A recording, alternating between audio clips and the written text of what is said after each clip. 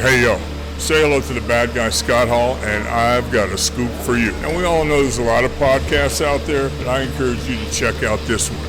It's called Going In Raw. You heard it here first. Going In Raw. Hey, friendo, Steve here. And Larson. And welcome back to Going In Raw, the only pro wrestling podcast you need to be listening to right here at youtube.com/Steven Larson. Available wherever podcasts can be found, and of course, taped live at the twitch.tv/Steven Larson. Speaking of the Twitch, we're going to be live this Saturday and Sunday for our WrestleMania live reactions.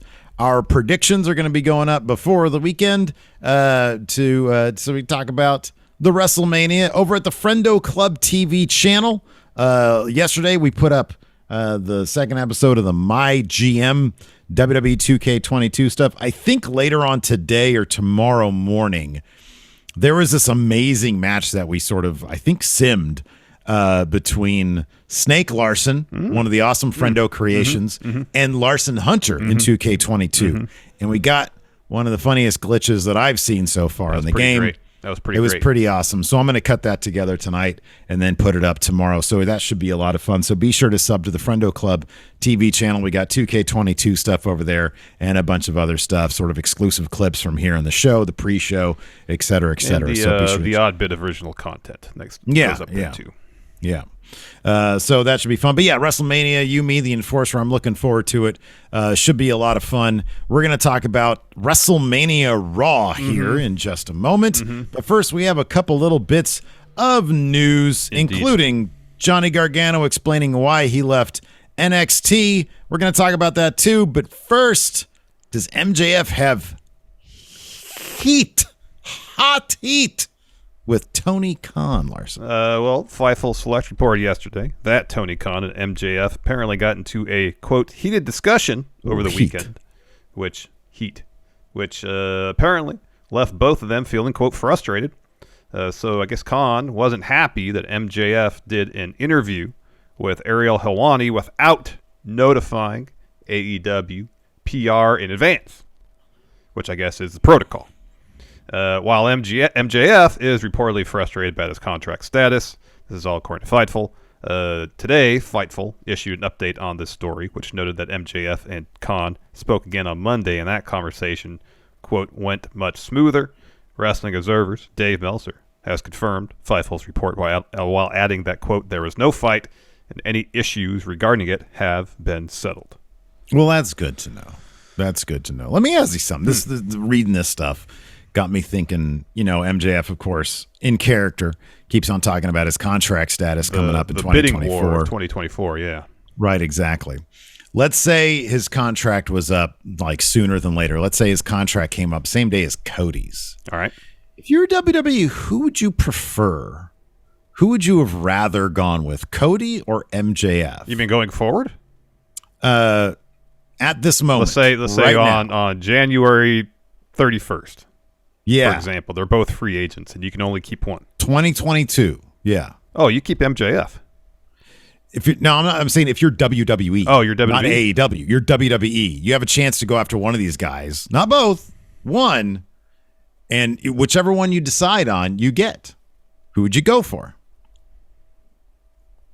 I mean, the smart pick would be MJF. However, for WWE, I would understand why they think Cody would be the more impactful signing, because he is one of the founders of the company. He is one of their executive vice presidents. So to woo someone away from the company they kind of helped found, that's a narrative I think WWE would be really into, as opposed to MJF. MJF was a guy, should be the guy they would sign because he's younger, he's better on the mic, he's just as good as a wrestler. He's all upside from this point on, We kind of know who and what Cody is as a performer, and that's not a bad thing. He's pretty good at his job. But I would feel like they would think the better business move would be to sign Cody, even though I think the actual better move long-term would be to sign MJF. Better move would be Cody. Long-term, you're absolutely right. Clearly, MJF has another 25, 30 years left on his career. And potentially a higher ceiling. Yeah, but also he's young and contracts are like 3 years long. So you get Cody now, but it's a fun conversation to have. And I think, obviously MJF, he has been carrying high profile story after high profile story after high profile story.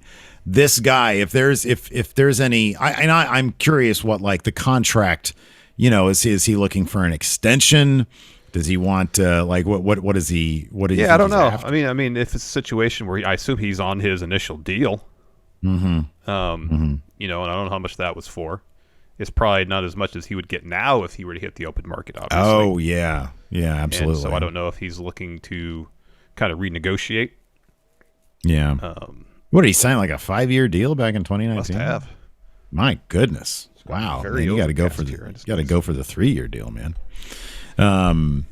Yeah. So yeah, I don't know. That's kind of it. I'm glad things are smoothed over. Yeah. It's kind of difficult to get into business where you're like somebody's boss paying their money but you're also friends with them. I could see how that'd be a little bit awkward. But yeah, I don't know. It'll be interesting to see 2024, like what kind of leverage he actually has. He's obviously a big deal in AEW. Yeah. Does Vince look at him and say, "Hey, I'm sure they would love him for all the reasons that you mentioned, but is he like really a Vince type guy?" Well, apparently, who's typically like a larger. My understanding, I think Fightful might have mentioned this. It was either Fightful or Wrestling Observer in their respective reports mentioned that MJF and Bruce Pritchard go back to their days in MLW. Oh, the MLW, yeah, that's right. So. There's at least some knowledge on Pritchard's part about what MJF can do. So so here's some people here in chat bringing some context up. Joe Hansen says MJF was on that MLW deal when AEW first started, so he didn't sign full time there right away. Riley Black claims he signed an extension on his current deal that was 3 years long. He says, "I believe." So who knows if that's true or not?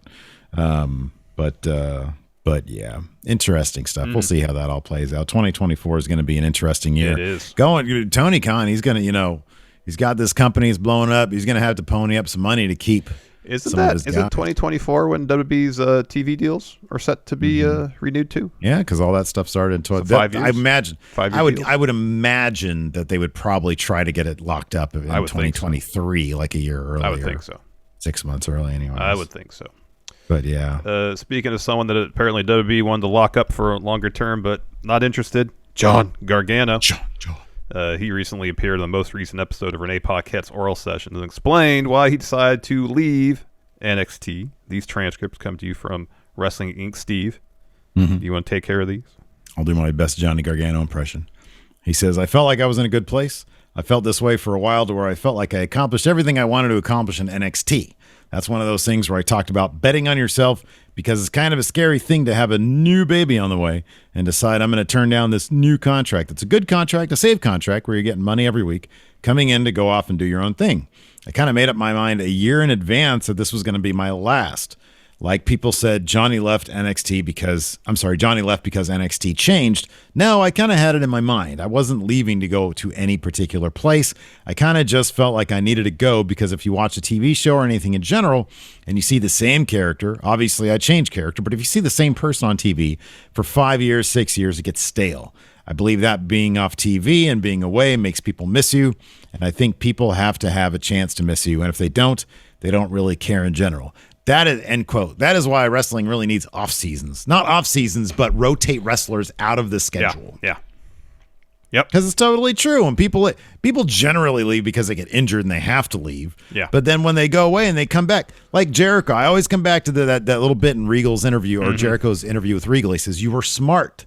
You left every couple of years, and then every time, how often did Jericho come back to much excitement, much speculation, to reinvention every single time? That guy, he knows how to do it. That's the way to do it." Yeah, it really is. It really is. Yeah. Especially these days where the house show circuit isn't as prominent of the business as it used to be. It's definitely not as significant as a moneymaker as it used to be. You don't need all your wrestlers out on the road for 250 days a year. If they're involved in major stories, sure. But if you got nothing for them or in between creative, it seems like WWE kind of unintentionally does this anyways, where, they got nothing for somebody creatively. And so they just have to sit in catering or sit at home. Mm-hmm. But it'd be ideal if they did that with knowing, hey, there is going to be something for you in a month, 2 months. Mm-hmm. You know, it's an intentional break with the idea of coming back to something impactful, as opposed to, sorry, we just don't have anything for you. Yeah. Yeah. No, I absolutely agree. Or even worse, like, we don't have anything for you, but we're going to put you on TV in a really diminished capacity or in a really diminished role. And so people equate you with bottom of the pack. And so then it's even more difficult to, like, sort of, get yourself back rejuvenate up. somebody. Yeah, exactly. Yeah. Yeah. Anyways, but yeah, it'd be interesting to see if some wrestling company adopted some semblance of individual wrestler off seasons, whether it be a month, 2 month, whether it's consecutive or, you know, several times throughout the year. Mm-hmm. We'll see. I mean, that's one of the things that worked really well when NXT was still an hour long on the network. Is not everybody would necessarily be on every week. Yeah, I know.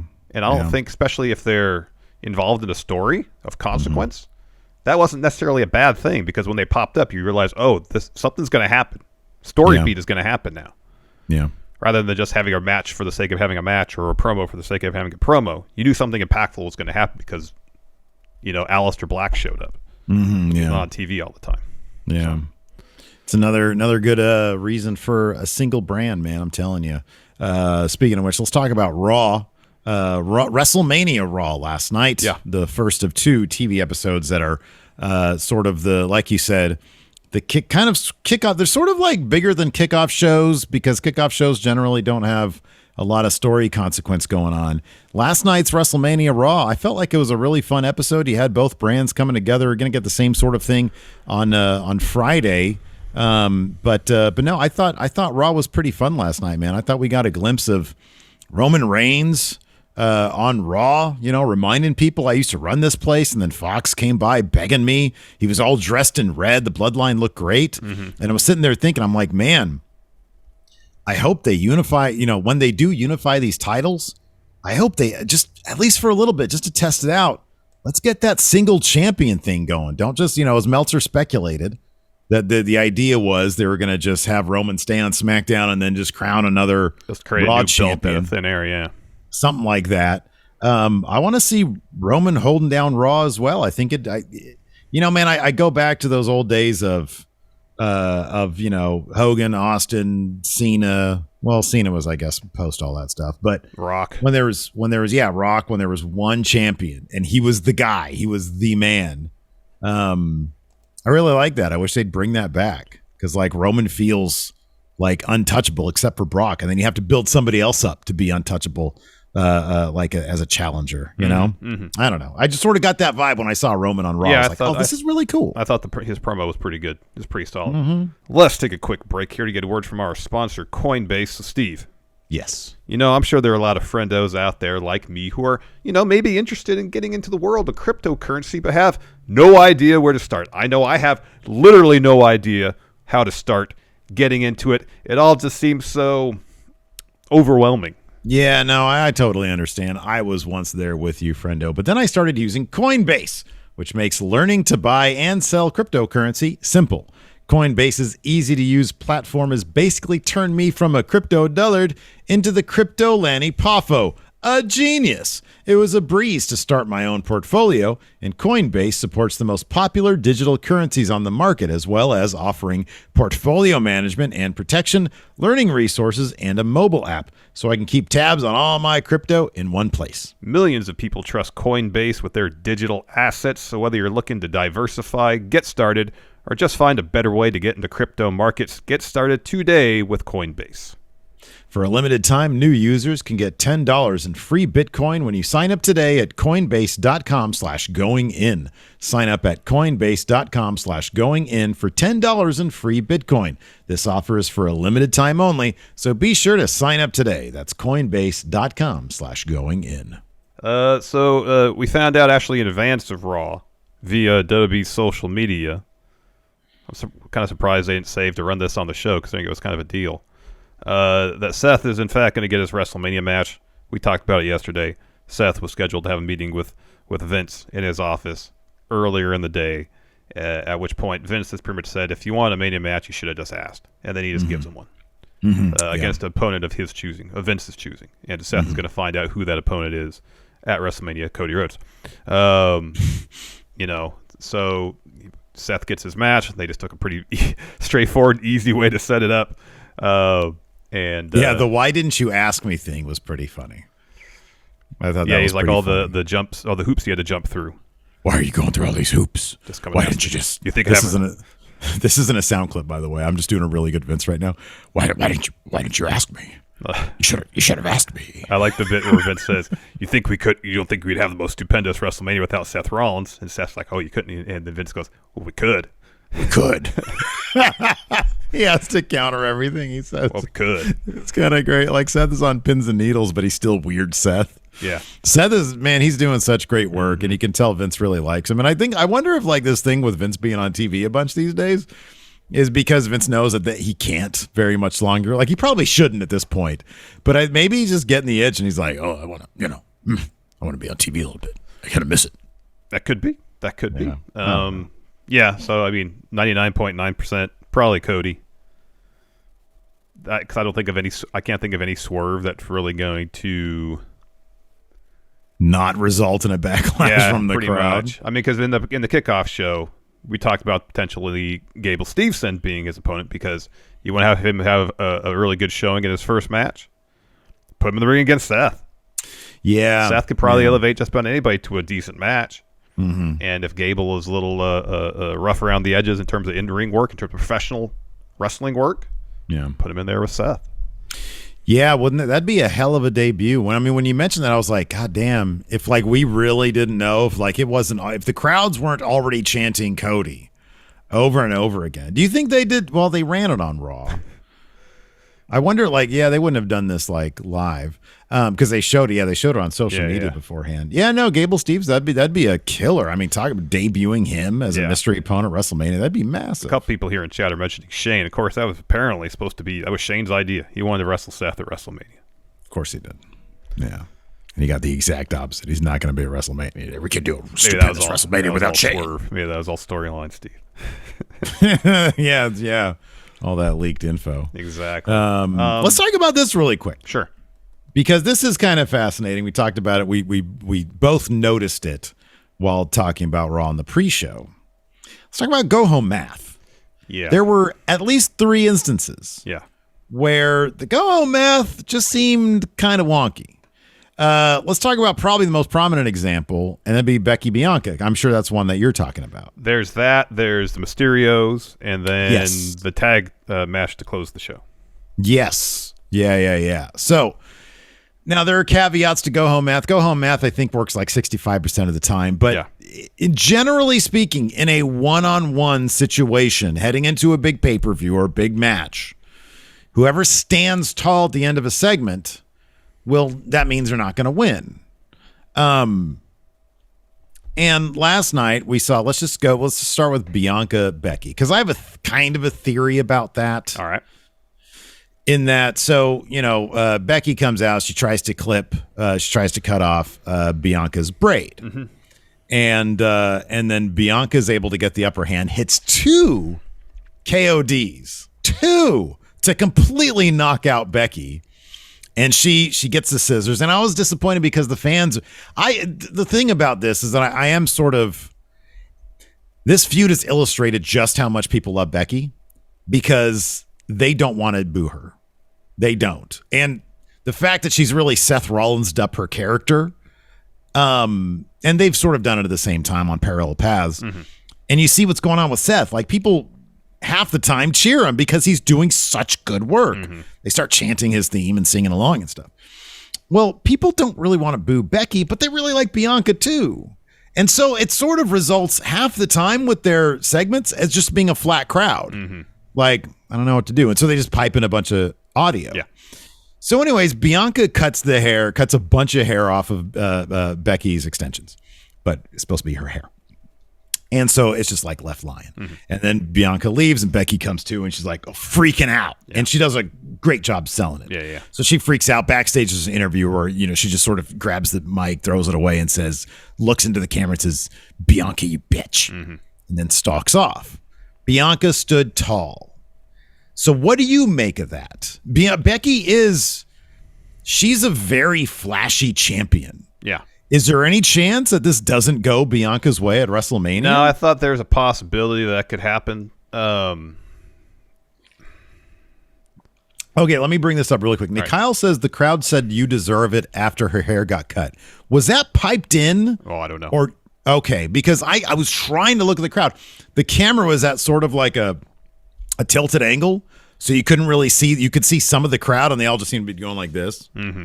But maybe it was legit, and maybe they were into it. I'm completely wrong. I could be completely off base. Yeah, I mean that's one of the massive downsides. The pumping and crowd noise. You can't tell when there's any sort of organic response from the crowd whatsoever. Now Maggie says that sounded organic. I saw a clip on Twitter. Right. Good. That's awesome. That's good to hear. It's the response we want. That's good. Now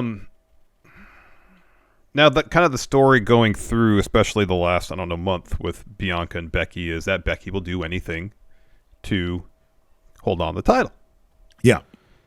Now, if they want to try to keep the story going, I guess they can try to do a thing, which we kind of saw last night with Bianca taking the scissors, cutting Becky's hair, where Bianca's kind of has to learn now, yes, she's the main eventer, but if you want to stay there and stay in championship contention to be champion, you kind of have to do that too. The downside of that is you take one of your most over faces, Bianca, and for a stretch, maybe turn her heel. And I don't know if that's a great idea. I was kind of thinking that too, yeah. I don't know if that's a great idea because then I understand Becky's had the goodwill of the crowd for a long time, and that is why they probably find it difficult to boo her. You potentially run the same problem if you just pretty suddenly turn Bianca heel. Bianca is really effective as a heel. She can be very good, yes. Yeah, she had, like in NXT, a lot of her run was as a heel. And she can't be very good. And I was sort of thinking, as I saw her last night as the face, I was sort of thinking, man, I wonder, you spent all this time building her up as a baby face. I don't know. Maybe you go heel now. I don't know. I mean, you could make the case if you want to do a You People promo. You know, look at what she did. Look at her. She's terrorizing the women's division, and you guys are still cheering her. Yeah. So my thought was, in terms of the go-home math, it was, well, there's two things. Number one, you had said maybe they want to keep the story going. I still think that SummerSlam wouldn't be terrible because it would be a year. That being said, if she loses straight up clean at WrestleMania, or even in a cheating fashion, if Becky cheats to beat her, it's like, man, when are you going to learn? We've seen that already. I know that. As much as Bianca kind of got the air taken out of her push at SummerSlam, it'll be at least double that if she loses again at Mania. The other thing I thought of when I saw the hair and I was thinking of the go home math was simply that they're going to sort of do it. The go home math just wouldn't matter because Becky would do something in the match. This is going to be a longer match, I feel. Yeah.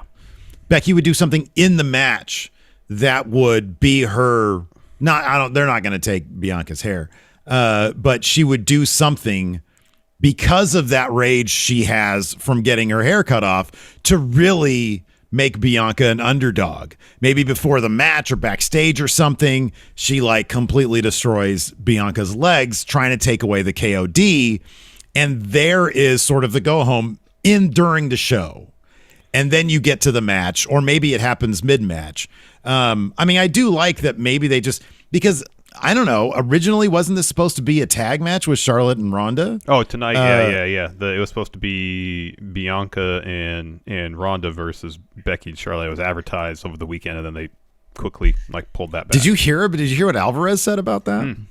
That WWE apparently just either neglected to or forgot to send Ronda a plane ticket. But who knows if there's any truth to that? I mean, it's it is what it is. Yeah. But I mean, maybe this is a segment. They're like, hey, we need to get a big moment for Bianca not to be kind of a pushover. She needs to get, the whole issue with the hair. Let's get something hot in there to show that she's not a pushover. She's a badass. Yeah. She'll take it to you, which you always like to see anyways. Totally. Especially so for maybe baby it's faces. that. You don't want pushover baby faces. Totally. Right, exactly. Like that one. Sorry, go ahead. Last thing, there's still WrestleMania SmackDown. Yeah. They could potentially maybe do something there. That's a possibility. Of the three instances, that one bothered me the least because, as you mentioned, Bianca just came back after getting her throat smash by Becky.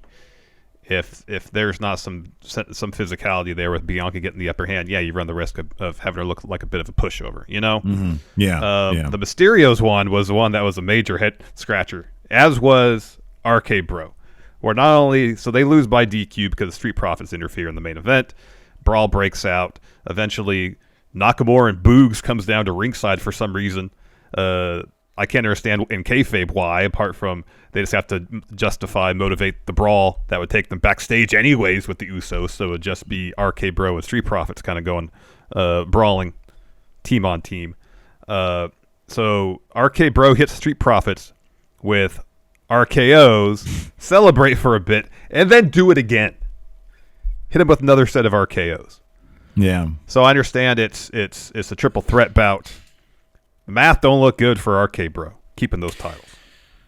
It's funny because they are like at least top 3 most popular acts in WWE. Yeah. Maybe most popular. I mean, with the right crowd and the right circumstances, especially last night in that main event. Mm-hmm. Honestly, dude, it could be a kind of situation where they're like, hey, this is WrestleMania Raw.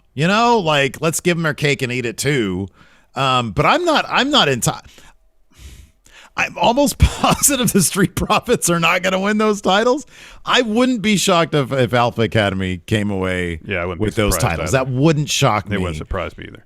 And I don't know if that would mean a turn would definitely happen, but it wouldn't surprise me if Alpha Academy won those titles at Mania. And then, of course, the Mysterios. Not only did Ray win this match? Yeah, Ray won the match. And then, he won the match. Yeah, and then they even retained their heat. Miz and Logan Paul got no heat at the end of the bout, even after Ray got the win. I thought it was a near certainty that they would go Mysterios win at Mania, Logan Paul. This is even the story they were setting it up when Raw was in Cleveland. Yeah. Where, Logan Paul and Miz are getting along kind of, but there seems like there's a point of contention at all times.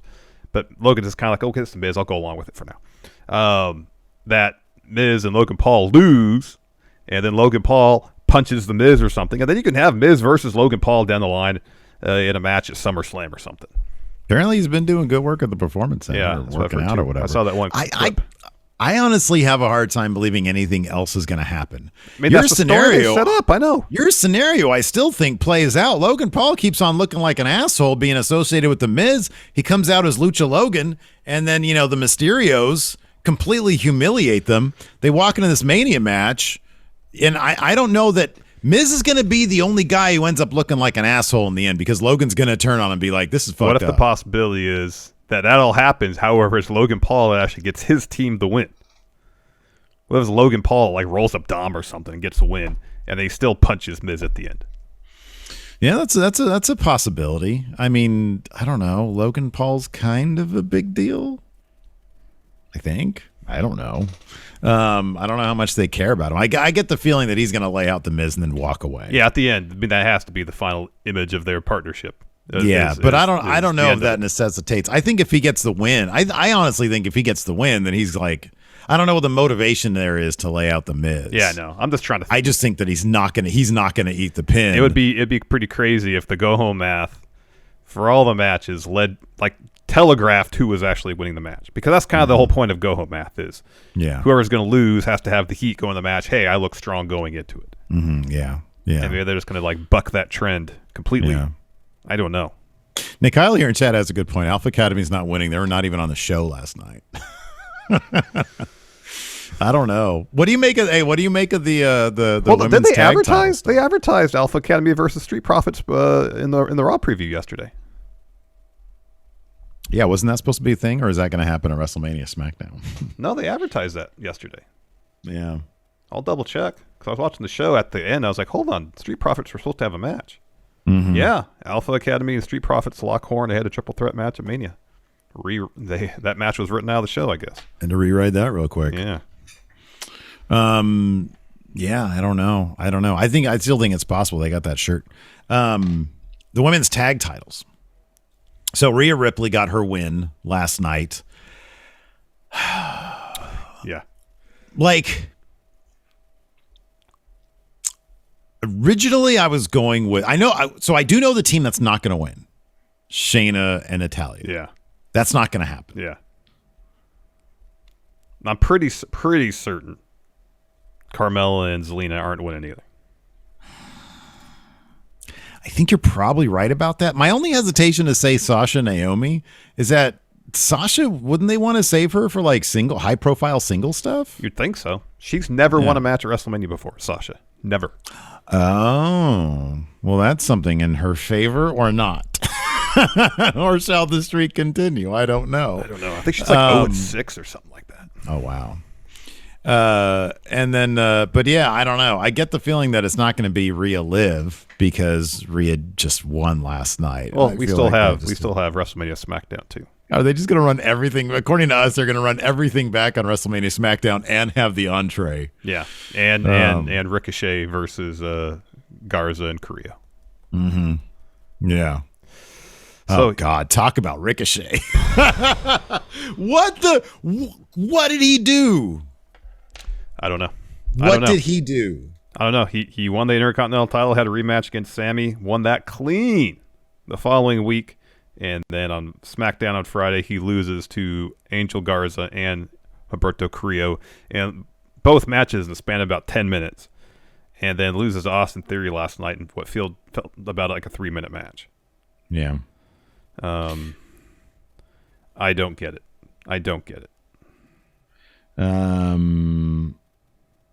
Let's see. What is this?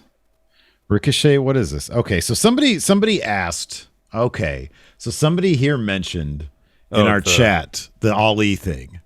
And I didn't know, and I didn't see the follow-up to see if that was like a real thing. So apparently, this is ringside news, but apparently, while speaking with WWE Deutschland, Ricochet was asked about whom he'd like to face at WrestleMania 38. Ricochet named a few notable opponents, including Mustafa Ali. He says Cedric would be a good one, Ali would be a good one, Rey Mysterio would be a good one, and Rollins would be a good one. Yeah, what was the date on that? How long ago was that? Oh, that was just a couple days ago. Oh. This was the 20. This was 4 days ago. That was a clean, quick loss to Austin Theory. Yeah. Austin Theory is great. I think they have big plans for Austin Theory. But man, like if you want to get Austin Theory to win before WrestleMania, don't have him beat your Intercontinental champ. You know, there's a bunch of other people on the roster. There's a million other people. Yeah. A million. Cedric, Shelton. Either the War Raiders that they did Amos instead. Yeah. Yeah. Hopefully Ray Rose. All right. Looks like he got his bell rung last night. Speaking of Amos, we saw Bobby Lashley come back to Raw. Mm-hmm. We had heard a week or so ago that the plan was to have Amos take on Lashley at Mania. They set up that match. It's good to have Lashley back. I was so used to seeing him with a championship title around his waist. It looked kind of odd that he didn't have one. Yeah. He got Amos to bump, the first one to get him to bump, which means, although based on the go-home math of this show, who knows? Maybe having him bump Amos means that he'll get the win. I don't know. Yeah, a lot of weird. We're going to have to write down all this stuff because this is definitely going to factor into the new algorithm for go-home math. Maybe it's just like WrestleMania go. Although, this year they're probably going to do like, SummerSlam Raw, SummerSlam SmackDown. Yeah, which honestly isn't a terrible idea. The show was a lot of fun last night. When it's all hands on deck and they have like, they're invested in it, it's pretty decent. Like, it's all right. Amos versus Lashley. I'm still going to go with Amos, but I guess you never know. He did a bump last night. Mm-hmm. Like Lashley took him down. That was shocking to see. Yeah, that shoulder tackle, yeah. I really personally like Amos. DKC returns here in chat, says they might be over Amos. I don't know they'd be doing Lashley if they were over Amos. Amos would be in the Battle Royal. Yeah. No, I think like they just made this match last night. Yeah, they're in the process of trying to see what they have with Amos, whether he can be a guy they can eventually push to the main event or not. Mm-hmm, and I think this match with Lashley is really the first litmus test in that process because, if they give this match 5-7 minutes and Amos can handle it, they might think, all right, let's start pushing him. If not, then they're gonna need. Look, man, Roman's gonna have. There's not a ton of people that are at a certain level that Roman hasn't beat, and Amos is the way they've built him. he shouldn't be champion, but he could be a giant, a Braun Strowman-esque contender to Roman Reigns once Roman is champ. That's going to happen. Roman brought up, like, for one of the first times I can remember, that he hasn't beat Brock at WrestleMania, and that drives him crazy. Yeah. That's all the more reason to think Roman's totally winning this thing. Yeah, right? it seems that way. It totally seems that way. Well, let's get into it. Okay. Roman's opponent, Brock Lesnar, opened the show. He says, for the past 20 years, Paul Heyman has done all the yapping for me, but I got to do this. He introduces the show to Raw. He says, it felt good, but I also felt like it sucked. He said, what I don't suck at is handing out country-size ass-kickings this Sunday at Mania. I'm going to spoil my game plan for Roman. People are wanting him, which is kind of surprising because he gets a massive pop. So he says, I'm going to spoil my game plan, Roman, this Sunday. We're going to take a trip down memory lane, take a trip to Suplex City. Then I'm going to introduce Roman to the Beast of Broadway. After that, we're going to hit the carnival.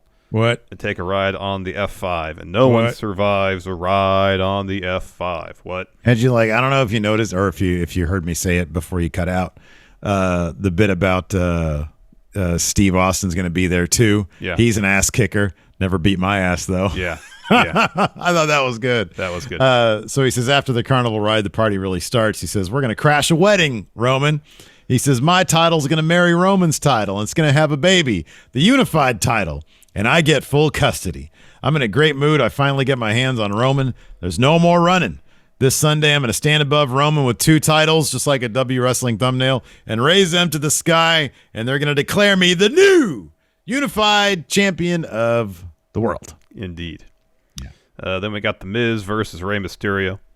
Before the match, Miz has a promo. He says, I imagine Rey has an incredible outfit planned for Mania. He has so many incredible outfits, masks. My favorite mask of his is the one I took from him last week. He says, I'm sure Rey wants it back, but he doesn't have it because I gave it to the real greatest luchador in history.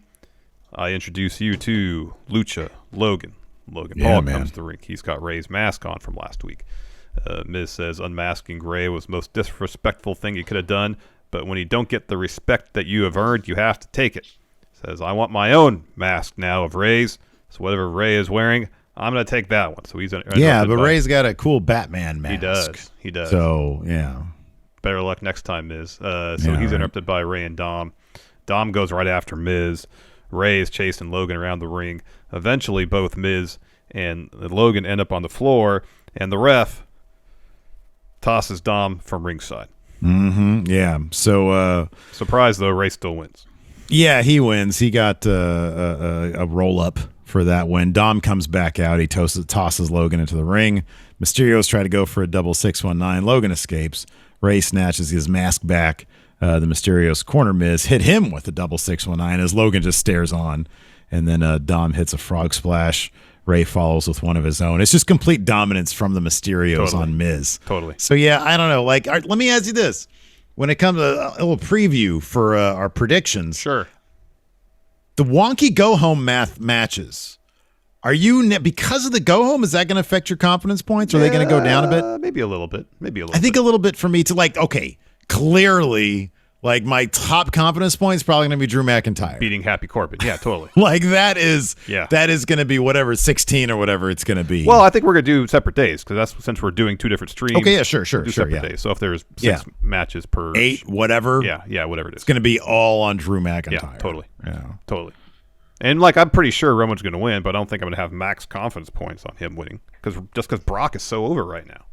There's I'll be honest with you, there's a lot of uncertainty. Like Edge versus AJ, I don't know, probably at this point it's kind of a toss up, but I'm leaning AJ because Edge got the big beat down on him. Yeah. But yeah. I don't know. Yeah, I'm leaning AJ too. Yeah. Yeah. Anyways, we got a Veers coming next Wednesday, video package. It's good to hear that he's finally coming. Yeah, absolutely. We got a quick Seth missing WrestleMania recap, and then we get the video of him going to Vince's office that was posted on social media earlier in the day. Yeah, so he gets called in to the office. He shows up there. He's like, here I am. And he goes into Vince's office, and he says he expected to get fined. He's like, come on, what do you got for me? What do you got for me? Am I getting fined, suspended? Or come on, well, I'll do it for you. Are you going to say, Seth, you're fired? And Vince says, Seth, I didn't bring you here to to suspend you or fire you. If you wanted a Mania match, all you had to do was ask. We can't have a stupendous Mania without Seth. And then Seth's like, yeah, you can't have that without me. He's like, well, we could, but it'd be a good idea if you were in it. He said, but if you are, you'd have to have your own. Gotta have your own main event, yeah. Gotta have your own main. Why don't you take over while I kick this dog out of Sure. So Vince says if you're gonna have your own match, you gotta have your own main event. You're going to WrestleMania. Well, Seth says, well, first he celebrates a bit. Well, who's my opponent? And Vince says, well, you'll be an opponent of my choosing, and you'll find out when you're standing in the ring when your opponent is introduced. So one thing I had mentioned at the beginning of the show we didn't really get into was the reports. I just threw my pencil all over the place. That from Meltzer, I believe, that right now apparently it's the main event for night one is slated to be the Kevin Owens show with Stone Cold. Yeah, it's kind of smart that they do that, to be honest with you, because then you can have 3 main events. And I know, like, Vince in his head, it's like, oh, any big match is a main event. No, what goes on last is the main event. Right. What goes on last is the main event. But, like, is Kevin Owens versus Stone Cold? Like, let's say they do Becky Bianca as the match before that. Yeah. They can have a claim to main event WrestleMania because it's the last match of the night. And Stone Cold versus Kevin Owens, even if it turns into an impromptu match, Kevin Owens can claim it's the main event also. You know what I mean? Yeah, I suppose. I was kind of curious, especially once Vince said, and granted, I know Vince thinks any match that's important enough in his mind is main event, is the main event. When he says to Seth, you got to have your own main event for WrestleMania. Mm-hmm. There's so much intrigue and interest in seeing if Cody shows up. Yeah. I mean, and if they want to establish right away, hey, we're going to treat Cody Rhodes like a main eventer, we'll have main event night one of WrestleMania. Yeah. Oh, yeah. No, I think, legally there's already a precedent for main event. It's whatever the promotion says it is because of the Kiss stuff. They got their own special main event. Remember that? Yeah. Anyways. Then we got Amos versus the Viking Raiders. This match ended seemingly abruptly when Amos hits Eric with the clothesline. Ray Rowe then rolls out of the ring, and he's holding his head. Mm-hmm. And he rolls out on the floor. He's just holding his head. So Ivar goes to check on him. He gets counted out. So I don't know if that was an intentional finish or he actually got his bell rung. So anyways, Ivar gets on the apron. Amos kicks him off. Kevin Patrick gets in the ring for an interview. He asks Amos, is there any superstar that can threaten you? And Amos says, there's no one. I'm undefeated, and I'll dominate anyone. Bobby Lashley comes out. It's great to see Lashley. Big pop for Bobby, too. Yeah, massive pop for Bobby. It's great. So he comes to the ring. He looks at the Mania sign, kind of shakes his head like, yeah, let's do this. Amos just pie faces him. Yeah. So Lashley tries to shoulder tackle Amos. It bounces right off. Mm-hmm. So Amos shoves him to the corner. So Lashley tries again. Same result. Bounces right off. And then Lashley gets a real head of steam, hits a running shoulder tackle. Amos bumps, rolls out of the ring. And at that point, he's like, all right, we'll do a WrestleMania match. Yeah. I like Amos, dude. I do. I don't know I don't know what you do with him. I mean, I guess you just continue to do the same thing if he loses to Lashley and then just see, okay, where you go from there. But it's not like they're giving him reps to actually do wrestling in the ring. I know. It's all kind of the same stuff. It is. I think from the character perspective, he knows who his character is, and he performs that character, I think, fairly well. Oh, I think dude, I really like him on the mic. I like all the yelling and stuff, and nobody's dominant like me, and he's half smiling half the time. Mm-hmm. He looks like he's having a good time, and he looks like he understands what he's doing, like you said. It's just it's funny if he loses to Lashley, you just keep on doing the same thing with him until you think that he can take that next step. And then you have face Lashley again. This time he wins. Yeah. After that, we had Dana and Reggie backstage. I don't know why. This really made me smile. So Reggie says, hey, there's been something I want to get off my chest. Haven't found the time. Dana's like, you can talk to me about anything. And Reggie takes a knee. He proposes to Dana. I thought it was going to be a swerve, but he had a ring and everything. Mm-hmm. She says, yes. And then Reggie puts the ring on her finger. It's clearly not sized for her actual finger. It's way too big. And then Tamina runs in, shoulder tackles Dana, covers her. Reggie breaks up that pin. They run off. And then Tozawa steps up, and he's got a nice suit on. Yeah. And Tamina's like, what are you doing in that suit? And Akira says, well, I heard Reggie was proposing to Dana. And then he says, Tamina, you're my earth, wind, and fire. And then he gets down on a knee and he proposes to Tamina. She says, what do you think? And then she says, yes. And then he tries to get it on her finger and it doesn't work. And then he puts some spit on it. He's able to get it on there. And then they do like a weird, awkward dance off camera. Mm-hmm. And then you see R-Truth in the background. And he's like, this gave me a great idea. So I guess he's going to be like the officiant of their wedding or something like that. Maybe. So yeah, this was goofy, but I don't know. It made me laugh. Yeah. There was some good comedic timing in that segment. Mm-hmm. Then we get Roman Reigns. So he comes to the ring with the rest of the Bloodline, tells the crowd, acknowledge me. Acknowledge me. And they do. He says, I was going to come out and shine on the crowd. I was going to come out here and talk about how I'm the last needle mover. Talk about God mode. Talk about how I used to run Raw until Fox came begging me to come save SmackDown. And that's all true. I've done everything there is to do in this business except one thing. And the crowd starts wanting him. And he says, if you keep wanting me, I'm going to smash every one of you just like I would smash Steve Austin, just like I'm going to smash Brock Lesnar. What if they signed Austin to like a 5-match deal, and that's why Brock and Roman are both saying his name in the ring? That'd be wild, man. So he says, I've done everything except beat the Beast at Mania. That pisses me off. And the crowd starts chanting Suplex City. So Roman's like, all right, let's talk about Brock then. What bothers me about Brock is just a couple weeks ago, he was out for blood, but Brock's already spilled my blood at WrestleMania 34. He had a gash here and a gash back here. He says, Brock smashed my face to the point where my kids didn't recognize me. My wife wanted me out of the business, and my father doubted me. He says, my family was disappointed in me. And then he comes out here, and Brock, it's all a game to him now. It's a carnival. The titles are going to make babies. It's a game now. Well, that's fine because I changed the game. They changed the game, and the Bloodline changed the game, but we're going to take everything from him. I've already taken his advocate.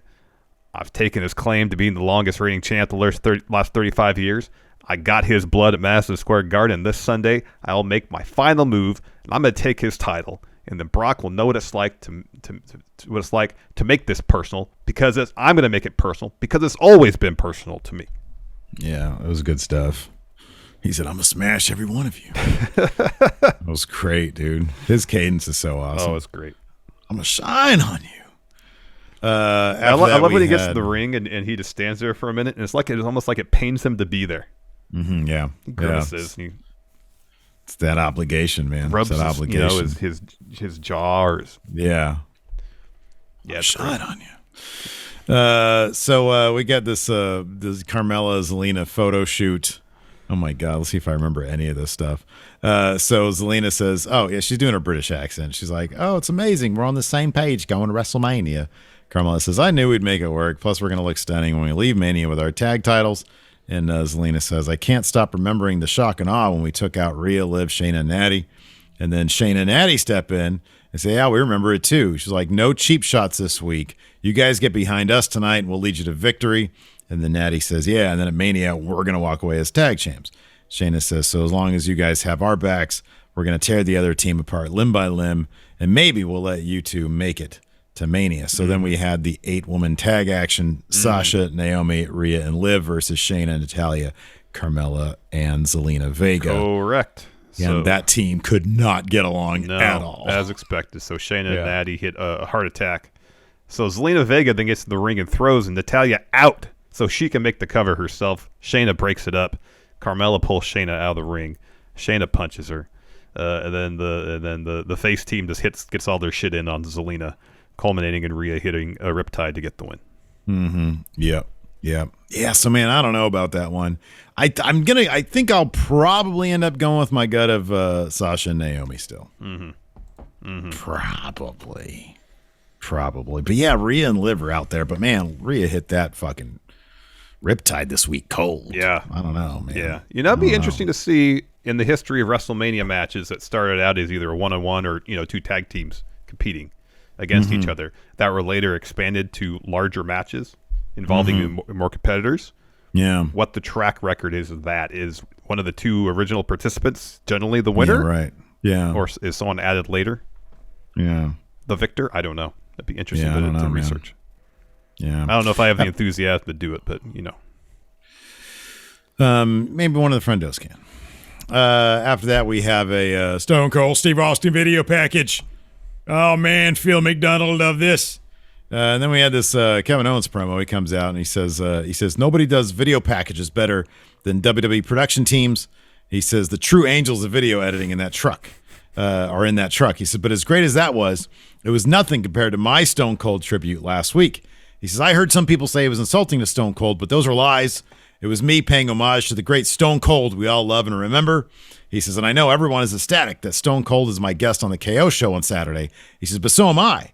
He said, last week wasn't just a tribute to Stone Cold. He said, I was already also doing everybody a favor because that's the closest we're ever going to get to the old Stone Cold we all remember. He says, that Stone Cold has been gone for 19 years and is never coming back. He says, on the Kevin Owens show, it's not going to be Stone Cold. It's going to be Steve. The same Steve that's been drinking himself into oblivion for 19 years. The same Steve that's so bored on his ranch that he's begging everybody to come be on his podcast and talk the old days so he can feel good again. But that Steve still sounds and looks like the old Stone Cold. He even still talks a big game like Stone Cold. But Steve's not coming to the KO show to pick a fight with me because he knows damn well what's going to happen. He's coming to the KO show to have a nice chat about his career. And he's honored that Steve has accepted the invitation. He says I'll give him the biggest platform he's ever had so they can give him the send-off Steve thinks he deserves. He says, I'm even going to do something special for Steve. I hate beer, but I'm going to drink one with Steve. We're even going to toast to Steve Austin, passing the torch to Kevin Owens as not only the new Stone Cold, but the one true master of the stunner. Because Owens 316 says, my stunner is better than yours. He says, once that's done, Steve can be on his way. But Steve, just one little friendly warning. If you try to get funny, there's going to be a stunner, and Steve will be on the receiving end of it. Sad last days of Steve on the KO show, man. Yeah. So you didn't tell me you're going to WrestleMania. You know, man, I wanted to make it a surprise. I didn't. It was kind of like when I went to the PC, without you. I know I always get to do the fun stuff around here. Yeah, and I'm the one holding down the fort. I got to do all these streams myself with the enforcer.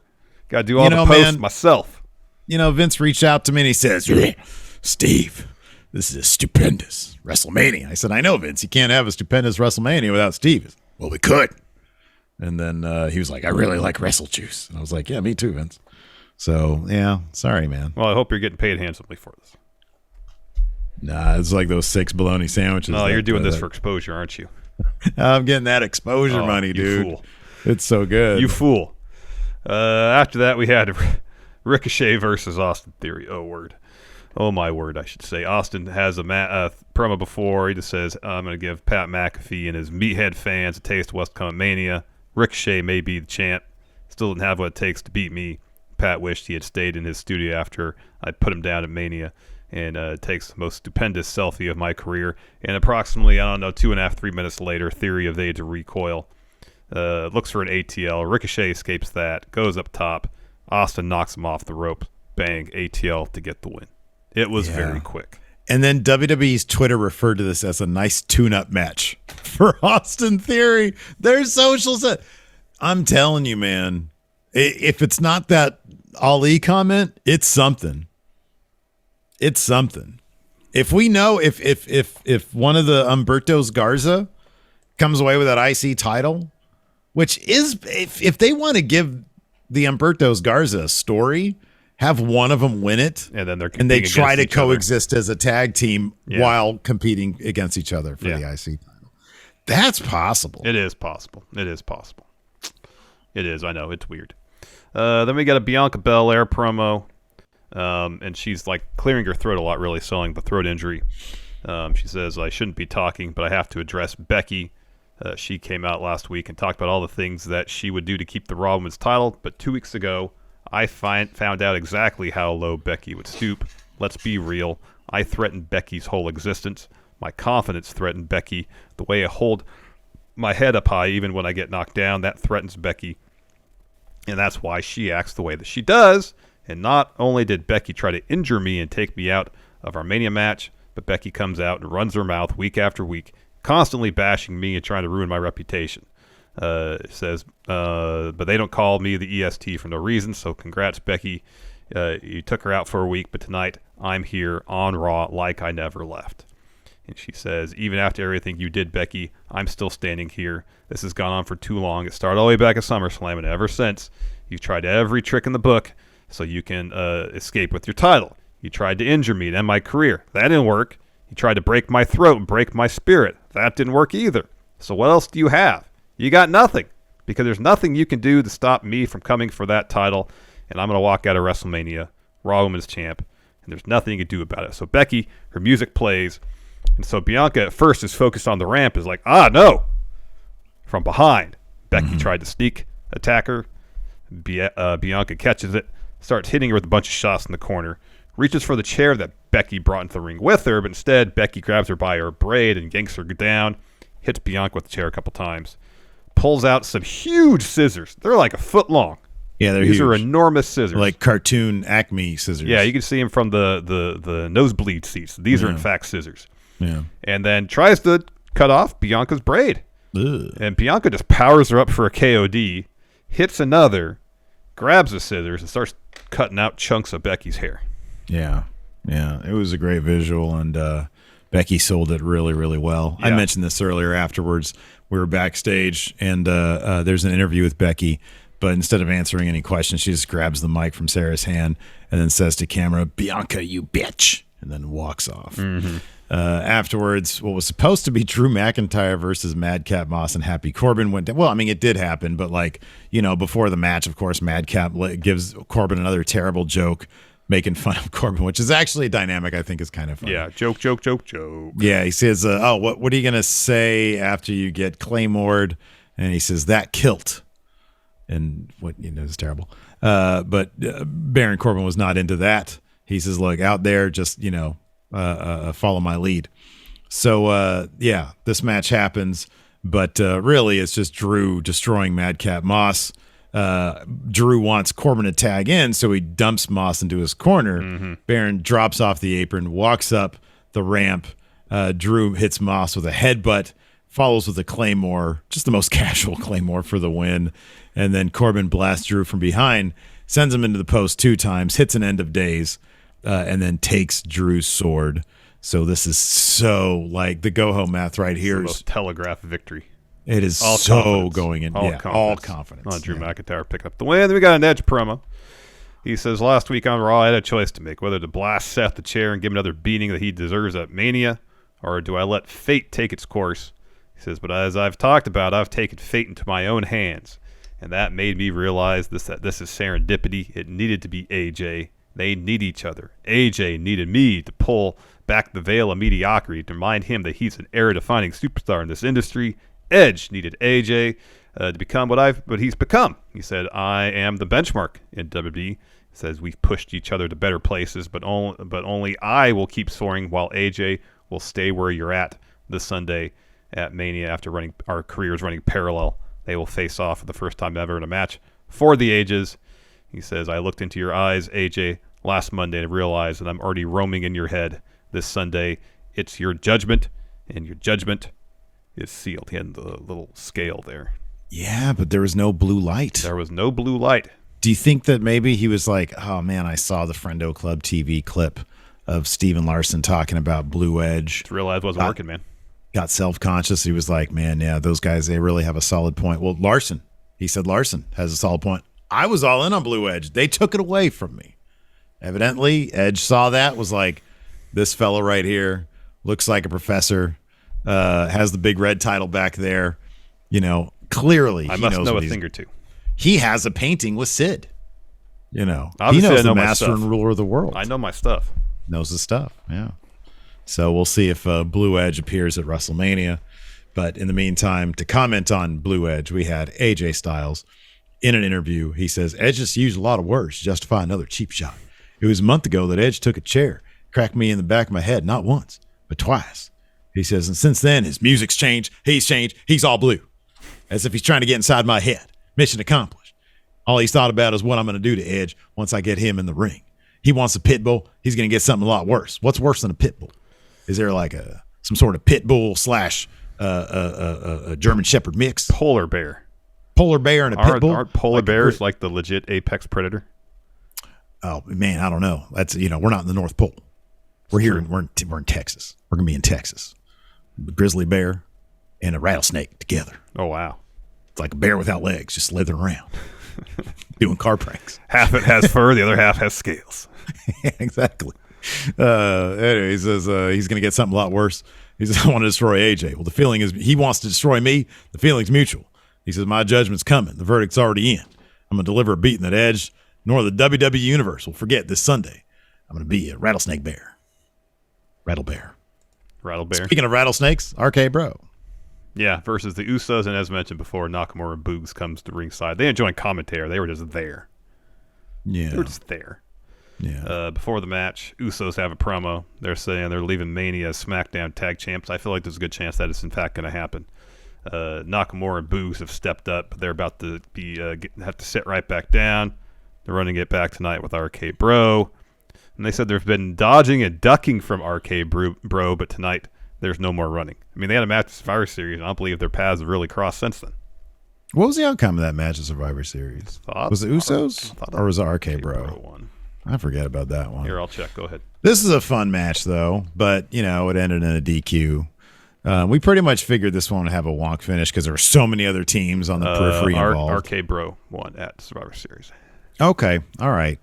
I kind of feel like the Usos are going to walk away with this one at WrestleMania. Like, I think that it's going to be Bloodline with like 4 different titles, so that's good. Yeah. So anyways, so the Street Profits ended up coming in because Orton had hit his draping DDT on one of the Usos. He was setting up for an RKO. Street Profits hit the ring. They attack Randy. RK Bro gets the win versus DQ. And then Boogs and Nakamura hit the ring. They go after the Usos. They brawl to the floor and then go backstage. Ford goes up top. Riddle hits Dawkins with an RKO. Ford leaps off the top. He eats a pop-up RKO. RK Bro just sort of like pose for the crowd a bunch, get them hyped up. They said, hey, you guys want another RKO? And they're like, yeah.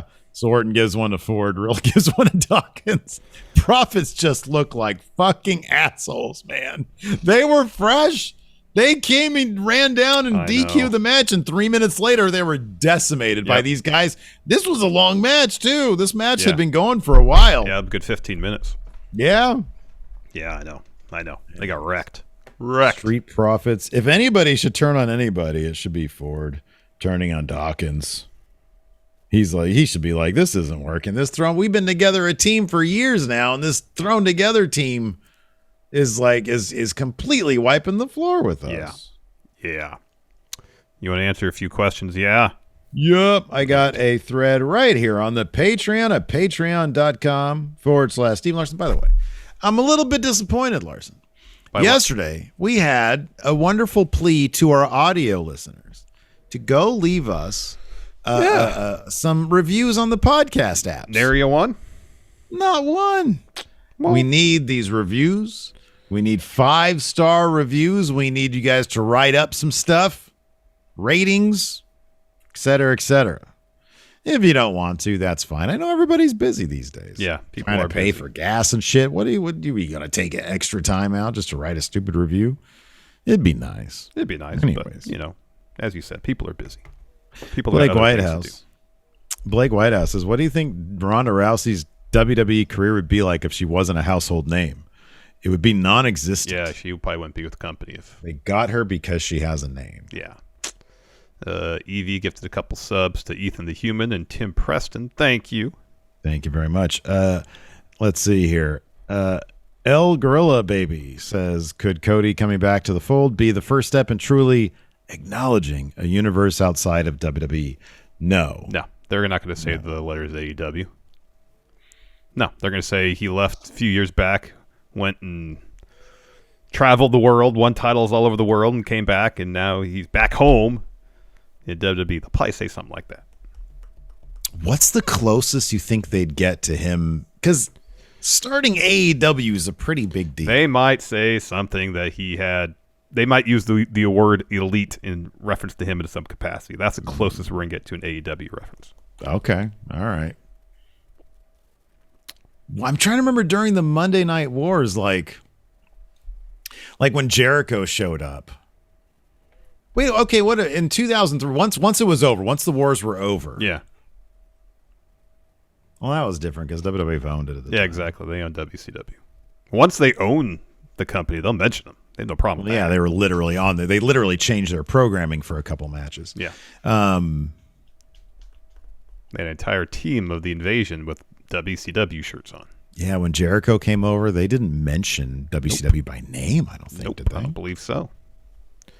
Shane's birthday tweet says, when it comes to go-home math, hasn't Baron proved he could beat it when he won King of the Ring and he not only sat on the throne but put the scepter and crown on? That was an isolated deal. That's different. And that was so long ago. That's way different.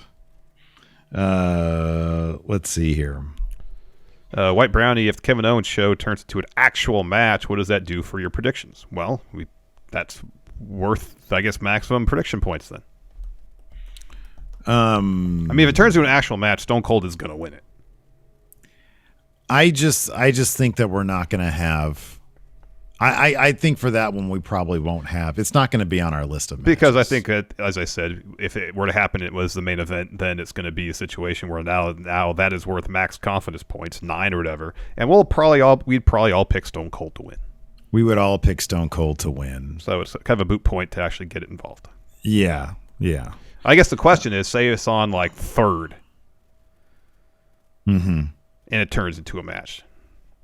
No, we would just leave it up. We're going to have our set matches for predictions going into it, and whatever has been confirmed prior to the start of the show, like the minute before the show starts, that'll be each day. And so right now, there is going to be a minor change because we sort of talked it over a little bit last time, or one of the last times. It was the Usos and when the match didn't even start. The match didn't start, and so War Raiders, so you got to keep that prediction point, confidence point number to use later on. It's not like so. If I was going to put 6 on it, then I would have that 6-point prediction to use on a different match instead of I lost it because the match simply didn't happen. Yeah. It's the new way of doing predictions during the show to make it a more fluid thing. Exactly. So far there's 7 matches announced for each day. Okay.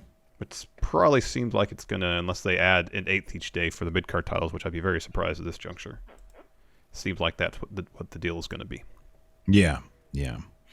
Let's see here. Yeah, I mean, I wonder, are any of those matches going to be in the kickoff?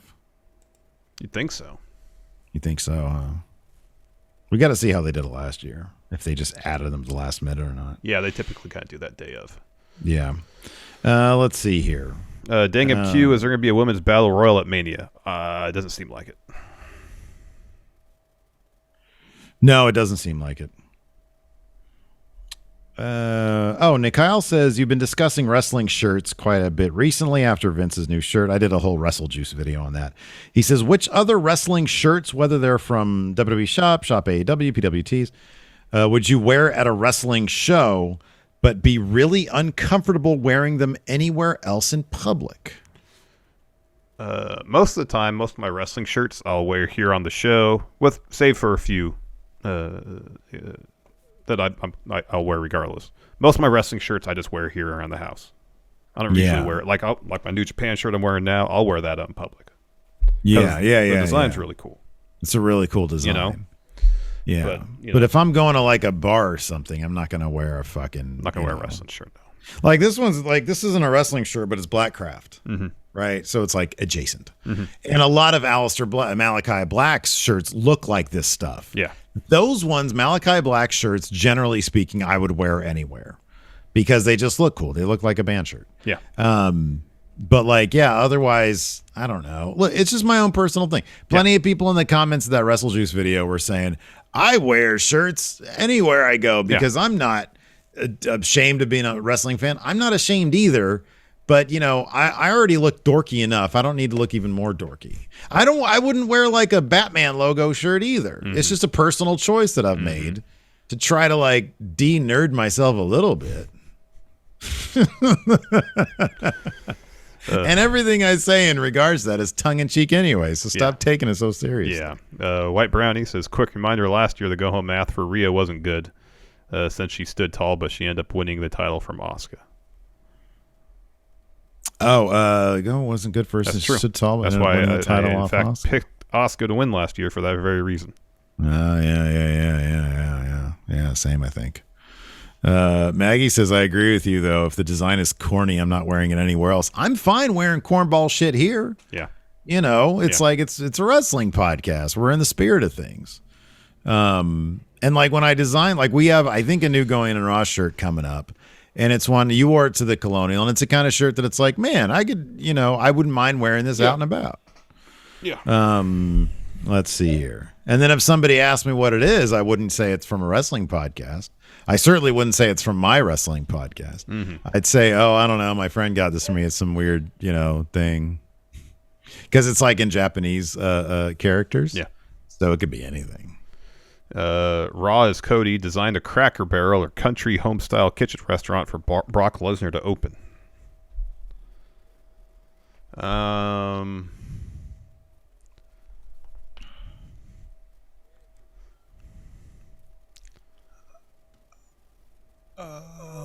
The Beast Buffet. It's like a buffet restaurant, like Golden Corral.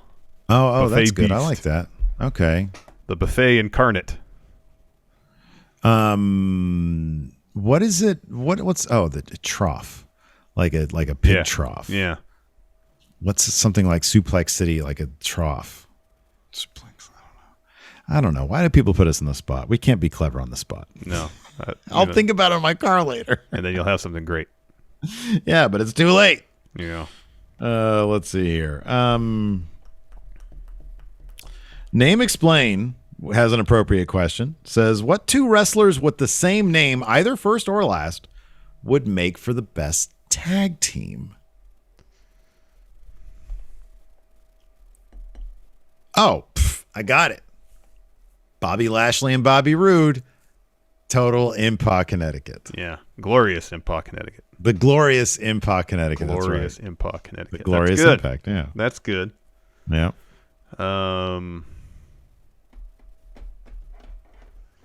I mean, obviously, Chad Gable Stevenson. Yeah. Yeah.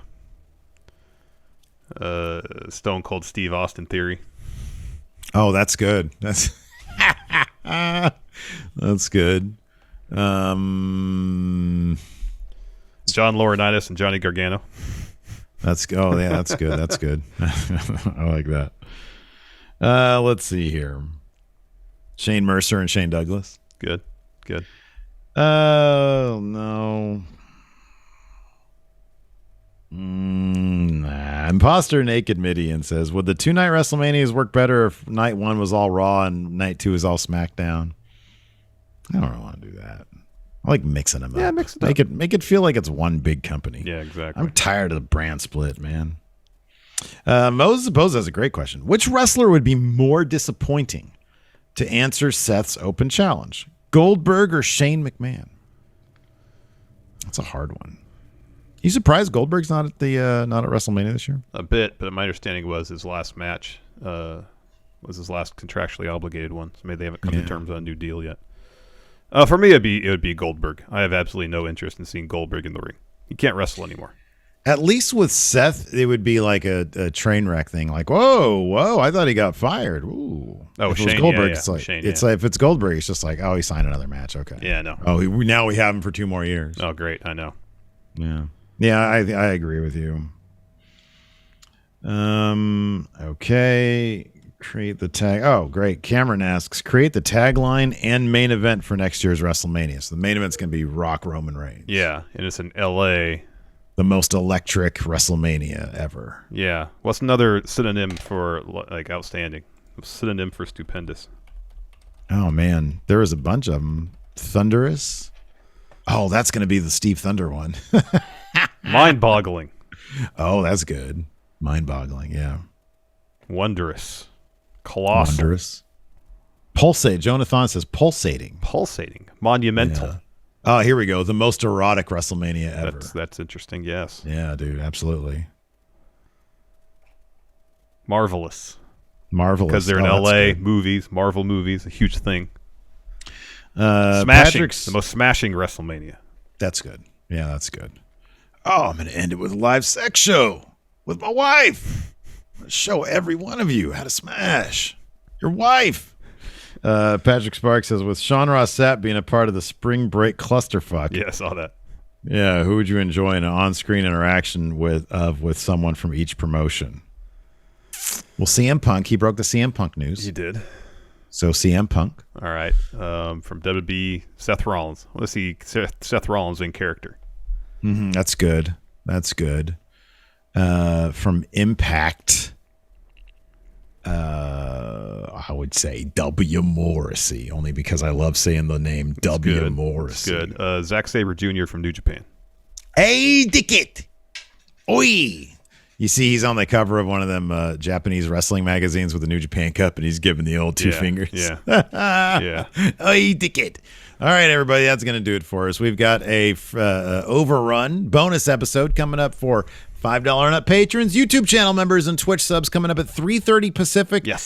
6:30 p.m. Eastern today. So come check that out. Yes, We're going to have some fun. And until next time, we'll talk to you later. Goodbye.